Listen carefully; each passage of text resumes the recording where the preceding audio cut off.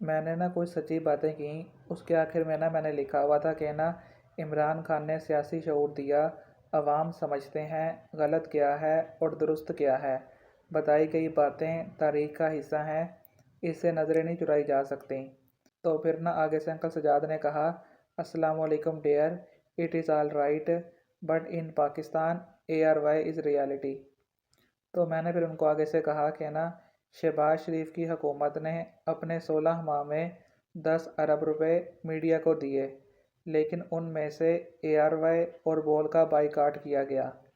میری رائے یہ ہے کہ دونوں نیوز چینلز نے اپنا بدلہ لیا اور سچ بتایا۔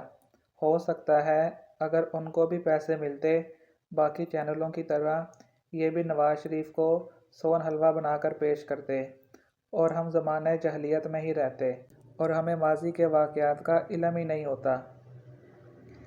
میں نے پھر ان کو مزید کہا کہ اچھا یہ بتائیں، اوپر جو باتیں کی گئی ہیں آپ کس کس بات کی نفی کرتے ہیں؟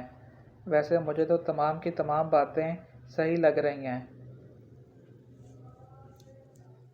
میں نے مزید کہا کہ روس سے تیل منگوانے کا معاملہ، آپ کی رائے یہ تھی کہ سعودیہ اور باقی ممالک ناراض ہوں گے، نہیں منگوانا چاہیے۔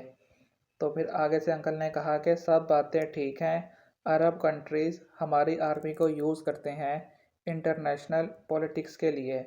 میں نے پھر ان کو اوکے کہہ کے بات ختم کر دی۔ تو انکل کہہ رہے ہیں کہ جو ہماری آرمی ہے اس کو استعمال کیا جاتا ہے۔ تو پھر جو لوگ الزام لگاتے ہیں کہ ڈالروں کی فوج، ان کی بات کو تقویت ملتی ہے۔ میں یہ الزام نہیں لگا رہا کہ ڈالروں کی فوج، میں تو یہ کہتا ہوں کہ قربانیاں دینے والی فوج اور آرمی چیف اور باقی تمام جرنیل میرے دل کے بہت قریب ہیں۔